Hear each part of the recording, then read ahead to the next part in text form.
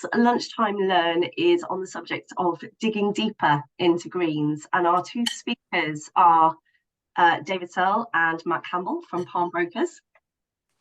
And we're very grateful to them for joining us for our first in the Lunchtime Learn series today. There will be a chance for questions after Matt and David's presentation, but if you want to pop anything into the chat box while the presentation's going on, please do. If you want to raise your hand, I'm sure David and Matt will pick your question up. Neither of them have got their glasses on, so if you see them peering into the screen, that'll be why. Feel free to keep your cameras turned on because it's lovely to see people's faces. And I will stop talking now and hand over to David and Matt, and take it away, lads. Yeah, hi all. I'm Matt Campbell. I'm the owner of Palmbrokers, and with me is David Searle, who's our head of film and TV production here, and our head greensman. I thought we'd start by giving you just a brief history on what Palmbrokers is and where it comes from. The company wasn't formed by me, actually. It was formed by two brothers back in 1986 by two brothers called Phil and Beau Honey, who were contacted by Anton Furst, who was Stanley Kubrick's designer, and they were currently gardeners at that time, and they were asked whether they could recreate Vietnam in Beckton Gasworks in the East End for Full Metal Jacket, and they boldly went ahead and said, yes, absolutely, we'll get you some palm trees, and then went down to Spain, carted up 50 palm trees, and then planted them up in skips and moved them around Beckton Gasworks and created the look that was Full Metal Jacket, which I don't know if any of you have seen, but it was a fantastic movie and a great representation. That was a very fledgling early part of Palmbrokers. I joined in 1995 when we were doing 101 Dalmatians for Ashton Gorton and Joanne Woolard. That was my first taste of greens, which was filling sandbags for 2 weeks, so not the most glamorous, but I joined the company then and have been here ever since. I took ownership of the company in 1995. In 2005, 10 years later, having run it for Phil and Beau for 10 years. That's the history of Palmbrokers. What we are is a full service greenery company. We're made up of 52 full-time staff and then a selection of skilled freelancers on top of that. Our crew is made up of greensmen, florists, scenic painters, sculptors, machine operators, carpenters, model makers, and anyone else who has skills we can apply to our varied world. How we operate in terms of dealing with art departments can be on a number of different levels. We operate on the most simple level as we operate as a prop house, essentially supplying one-off items for hire. That might be, a spider plant for a student's house on a set, or a dead hanging basket outside a neglected house, a neglected old person's house on a commercial. On that basis, we operate on a sort of hire only basis, so you can come along and pick out whatever you like from our 22 acres of extensive stock of not just plants. We carry anything you could possibly find in a garden or a landscape as a prop. So pots and urns and old wheelbarrows and anything you need to create our sort of world. Generally, people do that. As I say, we can do that on the phone, by email, or in person. We can transport that to your location, or you can send transport in to pick that up as you would a part rod prop house. The next way we work primarily is on a set-by-set basis, where a production has a number of sets that involve greenery on that production, but not a requirement for us to be there the whole time. They've got one jungle set, in which case they'd come to us with their concepts. We'll go through all their concepts with them, help them with their budgeting, and then once that's all approved budgeting, we take care of everything from that point, from sourcing, supplying what items we can from our vast stock. They might have requirements to grow certain crops for it, and then we would essentially go to the set, carry out the dressing, any maintenance requirements. Again, we take care of all of the transport requirements, and then strike it out at the end of it. Ultimately, we are fairly sustainable in our model, or very sustainable in our model, because we operate, I don't know how many plants we've got here, 50,000? Oh, at least 50,000 stock plants here, everything from tropical, temperate, indigenous stock here, that never leaves its pots and always returns here. So ultimately, we're local to all the studios. We're 15 minutes from Pinewood, half an hour from Leeds, and half an hour from Shepperton, and we're just rolling that stock around. The third way we work is where we're basically fully immersed in projects, where we come in and take up a presence on set, in the studios. Again, we're always working as part of the art department, but we also come in. We would put a head of department in, and fully crew a film. We're just coming to the end of Paddington 3, which has been very nice to have at this time of year. It's quite our work on it is nice and involved, and we've had a crew of 20 to 30 guys on that for the last 3 months. Dave is fresh from Paddington, and has been doing a lot of that work on there. Hence the grey hair and why I'm absolutely knackered. and is ready to talk about sort of the day-to-day greens, the elements fall within what I've talked about. Absolutely. Thank you, Matthew. Yeah, that's Matthew? great. Matthew. Exactly. Yeah, well, yeah.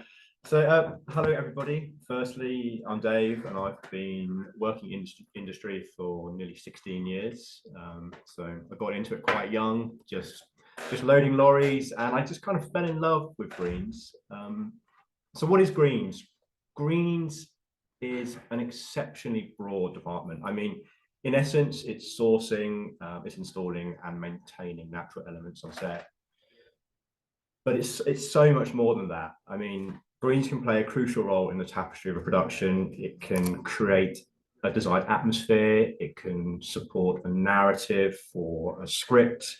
It can anchor a moment in time with seasonality. It can provide symbolic meaning. So it's not just a case of moving what I call ugly freight from A to B and putting it in place. We can actually be heavily involved in the creative and the narrative of what is finally seen on screen.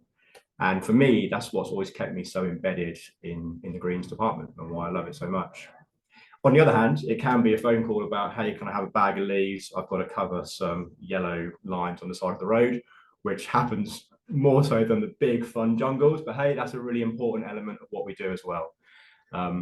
Dingle dangle is a term you get familiar with very quickly as a greensman, relentlessly getting hold of bits of faux branch to create dappled light for behind a window on a commercial or in any particular set. So yeah, a nice broad discipline. The roles and responsibilities of a greensman are, as I say, keeping that natural element, that natural dressing alive. And it comes in many ways. So if you're operating within a studio, for example, where there's no natural light and you might be tasked with creating a jungle, you bring in temperate, you bring in tropical plants that must be kept above a certain temperature, say 12 degrees. So as a greensman, it's our responsibility to get in touch with the unit, speak to the art department, work out what we need to keep the plants alive, whether that's heaters, keeping it above 12 degrees, how we're going to irrigate, whether we need grow lights. So it's a really involved process, and it's that forethought that enables us to save money down the line. If we install with all the correct gear ready to go and we advise the art department in the right way, it becomes a cohesive relationship. So Matt's already touched upon sort of the various elements in which we work, that being dry hire, where it might be a phone call for a dead house plant for Granny's house, studio, like I've just touched upon, or what we do mostly is location work, where we go to a pre-existing environment and we either enhance it, we either take away from it, or we totally transform it. So this might be going to a native British woodland and turning it into an equatorial jungle. Again, there's considerations at that point as well. So if you're bringing in plants to a triple SI, we need to be in touch with the landowners. We need to be in touch with locations. We need to make sure that anything we are providing is pest-free. So there's supporting documentation, and Palmbrokers is great in that sense because everything we have here is pot bound. So we're not going to bring in any foreign contaminants, which the world is definitely leaning towards that. And we as a company are really striving to make sure we adhere and provide the best plants and service we can to tick all those boxes. And in fact, I think Albert just picking up on that now in terms of the materials that are taken onto locations and the sensitivity of that, which is great for us because actually we tick all of those boxes in terms of our stock, as Dave said, is all landed UK stock that we've been maintaining for 30 years in some cases. But it's a really important part of what we do. And like I say, location work can be overseas, creating jungles, creating desert scapes.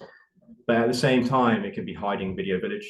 We get a phone call, hey guys, can you get X amount of gear down to Black Part in an hour's time to hire video village? And we're like, of course we can, absolutely. 3 12-tonners later, no fingernails left, and suddenly there's a bank of hedges there hiding 2 easy ups. But hey, that's what we're there for, and we like being a part of the solution. And we hope that being part of the solution, we're a cheap, sustainable, good option. So yeah, we pride ourselves on being reactive in that sense. Again, staying with locations, another element of what we do is returning an environment back to the state it was in post-shoot. So whilst great care is taken when the unit's on site, there are hundreds of people, hundreds of machines, hundreds of lorries, and we quite often get asked to sort of regentrify the landscape almost, so bring it back to how it was prior to the hordes coming in. Just another element of what being a greens person is all about. What I think is really valuable is how to get the most out of greens. So we liaise closely with SetDeck, we liaise closely with production designers, with art directors, assistant art directors. And from years of experience, what I would always say is start your narrative with us early. However small it is, we might be able to provide you with effective, efficient solutions. And we are an entity in our own right. So we can step away, we can be objective and come back to you with possible solutions for things you didn't actually foresee even being an issue down the line. And actually, in our world, from a budgetary point of view, that can be hugely important. We did a job last year that required us to grow lots and lots and lots of vegetables. In fact, we grew fields of sweet corn for an environment. We grew something, I think in the end, about 10,000 sweet corn plants. But the production came to us so early that we could grow those from plug plants. So effectively, the plants cost at about 50p a plant. Had they come to us, 3 weeks out, we're into sort of situation, we're sourcing materials that would have cost tenfold that. So actually, because we were up early and actually they didn't have a schedule, so it was actually cheaper for us to plant at 1 month spaces to accommodate their schedule, and it would have been sourced at the last minute. So we were able to get ahead of the game. So we had 1 month plants, 2 month plants, 3 month plants, and actually we were able to facilitate that at a fraction of the cost of what it would have cost to go out and try and recreate it either artificially or by digging up live plants from locations. It's a much cheaper way to do it. It is, and that's why communication is so key. It costs nothing to pick up the phone, and we are always happy to help, and we're always interested, and we're so keen to do the best job that we can. And the more time we have allows us to do that. Yes, we're reactive. Yes, we can be reactive, but being immersed in a production from the get-go is certainly the way I like to operate, and definitely yields the best results in my experience and career so far. And if you've not worked with us before, you should be aware that we have an office staffed here with over 100 years of greens experience. That is a resource that is there for you all to use. Please do feel free to call in and ask the questions, no matter how weird or oblique they are. I promise you we've been asked more weird and oblique questions in the past, but do feel free to ring up and speak to the guys, pick their brains, and as I say, answer all those questions. And if you've never been before, you should come and have a look and get a feel for what it is, the scope of what we can do. I have to say, these days we get asked for an awful lot of photos. As I say to everyone who asks me for a photo, I said, actually, I'll take a photo of what it is you want, but what you can't see in that photo is the thing that's just out of shot and you've been looking for 6 months that we've actually got here, because I've got a full-size rhino out the back here that you wouldn't expect to find at a greens house. So you should all come and have a look around. Perfect for a period drum. Exactly. But yeah, another part of what we do is we can obviously help create the greens budget. So quite often a production will start up and they will have a predetermined budget in mind, which then we sort of figure out as the production goes along. But we do have the capacity to budget all your greenery needs ahead of the curve. And it's a simple case of sort of sharing renders, drawings, sets that you've got coming up. If you know you've got exterior shots, and then we can piece together the elements that we believe that you would need to capture those shots to tie into a particular period, whether we know you're going to require screening, and then we can pull in the associated labor and truckage so that you get an all-inclusive package for what it's going to cost you for your greenery needs. We also have the capacity to run crew on a full-time basis. That's what we've just done on Paddington. So we were up to sort of 50 people at any one point working on multiple sets, and that was all budgeted prior to bringing a single leaf onto location. So it's an involved process, but like I say, with close liaison with the creatives, with production design, and getting as much information out as possible, we can put together something pretty sufficient for all your needs. That takes us to about 17 minutes. So I'm not sure if that's handing over to Q&As, if there are going to be any. You have to excuse both of us because we have to lean in to read any questions, but it'd be lovely if you've got anything, type away and we'll do our best to answer. Someone is talking about making a physical visit. Sorry, that's Karen. Yeah, absolutely. Please, it's worth coming to have a physical visit. We are working on a new website at the moment. That's in development.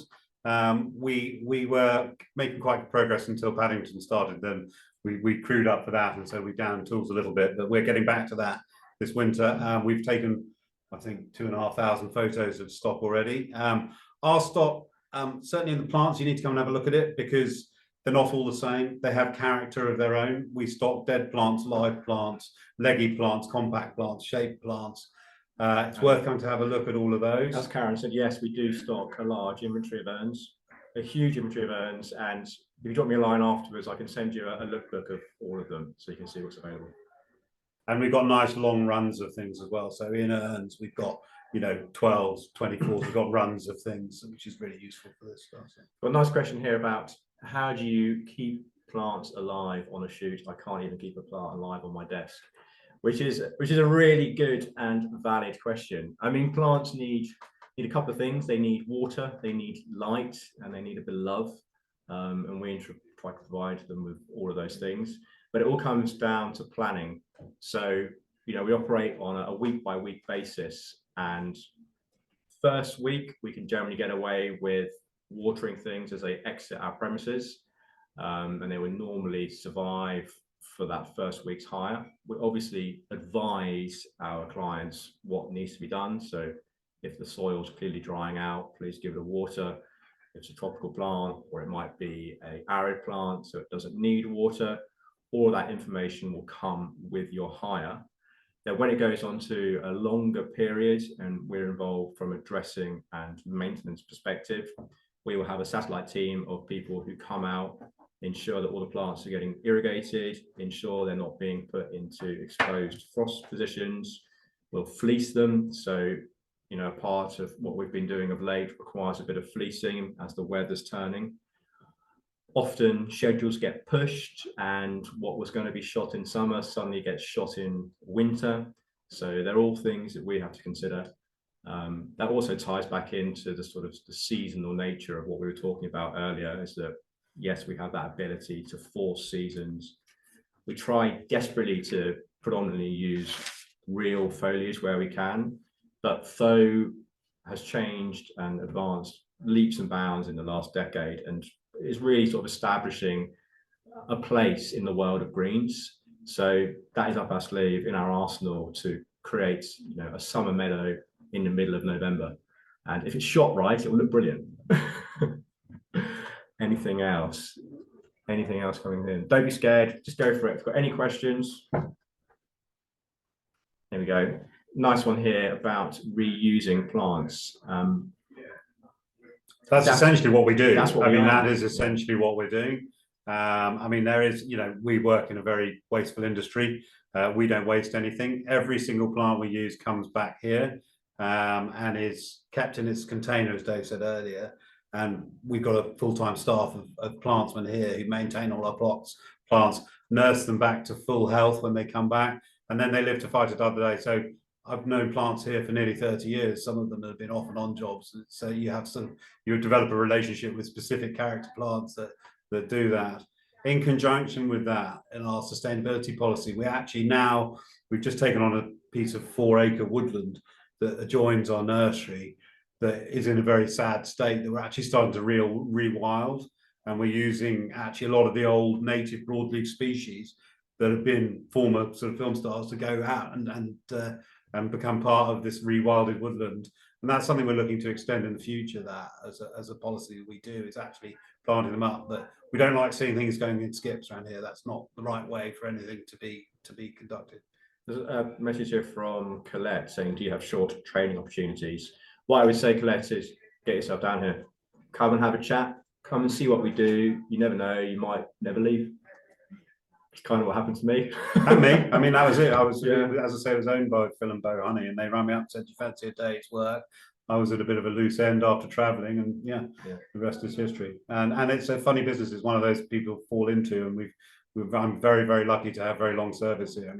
I think our senior set dresser has been here 37 years or something. What I will say about greens is it's incredibly creative, and you're working with nature. You've got to have a passion for nature. You've got to have a passion for the natural world.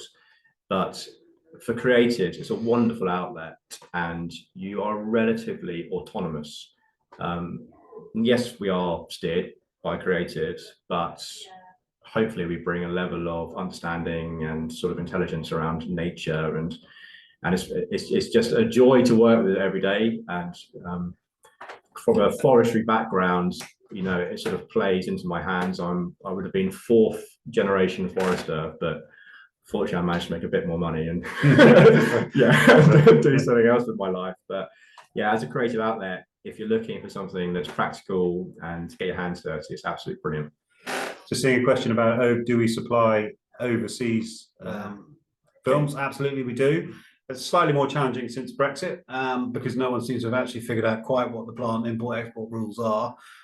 We work wherever we're tasked to work. We've just finished June 2, the back end of last year, where we had guys out. They weren't actually working with plants. They didn't need many plants. Didn't need many plants. It was actually about hiding all the greenery and moving the sand around for that production. But to rakes up. We do that. But we did over the years. I did seven series of Game of Thrones in Croatia and Spain. If we can't move stock from here, what we can do is we can actually just crew jobs and source materials locally. As I say, it's slightly difficult because the ministry themselves don't seem to have quite figured out what you can and can't do with plants yet. So absolutely, we can find a solution for any overseas work whatsoever. Message there from Eleanor: is grass turf disposed of after a shoot or replaced? Generally, again, we'll try and recycle it. If it's dug turf or tussocks or what's called Juncus grass, which we source from sustainable sites around the UK, we will reuse it. We've got specialist beds set aside which have a certain amount of water in them because they love a swampy sort of aquatic-esque environment. And then if you reach a point where turf can't be reused, everything we do is composted and recycled via green waste. So it's never put into landfill. It's dealt with in the appropriate fashion, and we've got the appropriate channels to deal with it like that. We don't mix green waste. So no, we separate all our waste out. We're actually now, we've just got a license to do on-site composting, so we're going to start to compost our own material here. We use third-party composting companies, but no, all of that stuff goes there. As I say, we try to get as many lives out of everything as we possibly can. So another question here, it's from Rose. I once had to fill a coffin for a Chinese funeral with yellow rose petals. Had a nightmare getting enough. Is this something you could supply in bags in the future with enough notice? They obviously need to be fake due to act as body heat. Absolutely, it's not the cheapest thing to do because the way they're supplied, they come out as for wedding confetti. So there'll be silk. We can use either paper confetti, which doesn't really bear up. We use that for falling petals because it's slightly lighter and flutters. But you can get silk ones, but they are, because the way they come from the factories, they're packaged for wedding. So it's not the cheapest thing to do ever. I mean, it's not beyond the world, not beyond the bounds of possibility. You can paint other things, or maybe you just bulk them up and then just have a surface dressing in the coffin. However you would do that. Nice example here. So Siobhan has just put a message in saying, on a project 2 years ago, we needed a sugar cane for a shoot. We found a field of elephant grass locally in Yorkshire. Would it be difficult to grow? You would need a good lead time, I should imagine. Well, it's questions like that I can answer and say, we've actually got a whole load of elephant grass down the field at various states of growth, ready to go. So this is a prime example of ask the question, you never know, we might just have it here up our sleeves, waiting for that moment. Okay. Real and fake plants. Yes, we supply both. Our heart is in real plants, if I'm absolutely honest. Artificial should only ever be where you can't do real. That's what we do. We absolutely are people of nature. Yeah. Obviously, as Dave said, there'll be environments and situations, whether it's longevity or inappropriate environments, that mean you're forced to use artificial. Artificial plants, as a rule, are not the greatest. So, we will work with what works, what looks best. Generally, as a rule, the bigger the expanse of leaf, so the tropical stuff doesn't look very good. The bigger the expanse of leaf, the shinier and less real it looks.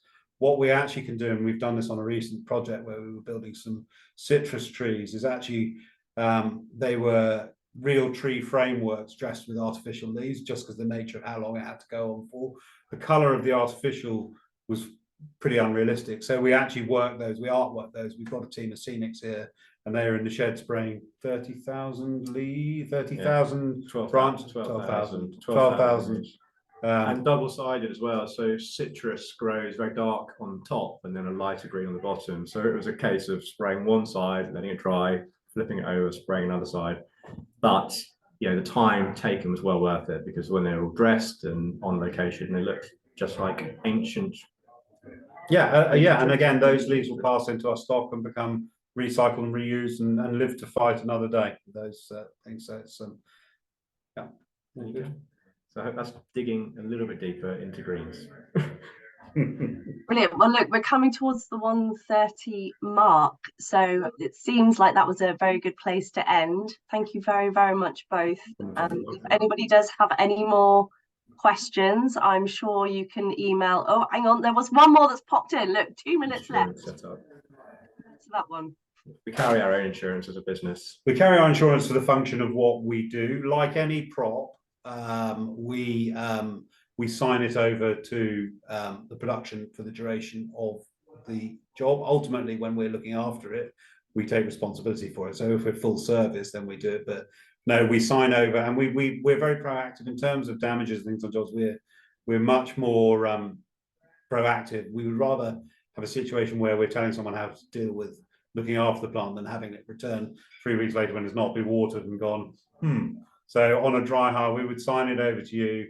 You would be expected to look after it, maintain it, keep it at the appropriate temperatures, and keep it watered throughout the hire period.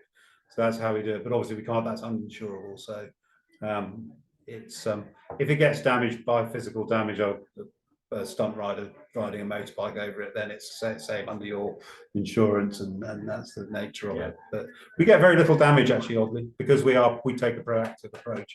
We get very little damage to stop, and we'd much rather have it that way. And who wants to destroy plants anyway? Absolutely, that. It's not They're good for the world.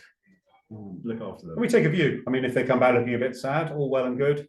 Then the beauty is we just keep them in stock, and in a year's time, it recovers. It's genius. Wish I'd thought of it. Brilliant. Thank you so much, David and Matt. If anybody wants to get hold of you, how can they do that, please? By email. Yeah. So either david@palmbrokers.com or matthew@palmbrokers.com. Probably go for me. I'm more likely to respond quickly. And then our website has our phone number on it, which is 01753 643 359, and it's www.palmbrokers.com.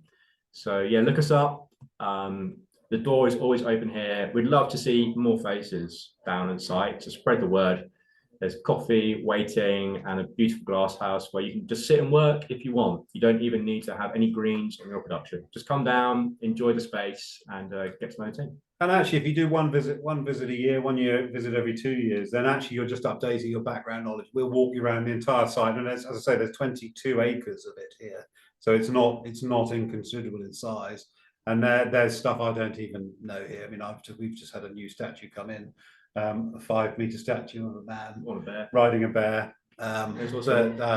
We don't know quite, that came to us from a production. So we're constantly evolving. But as I say, you don't have to come every time you're on a job. But once you've got a base knowledge of what the sort of things we've got here, then we can build on that, and we can always send photos and that sort of thing. Nice comment. Thank you, Rose. I'm glad you like all the stock. It's definitely grown over the last few years. So get yourself down here again. Brilliant stuff. What a fabulous invitation. Thank you very much. And You're thank welcome. you everybody for joining us. Enjoy Nice the to rest meet of you. your day. Bye. You too. Brilliant. See ya. Cheerio. Thanks. Bye. Bye.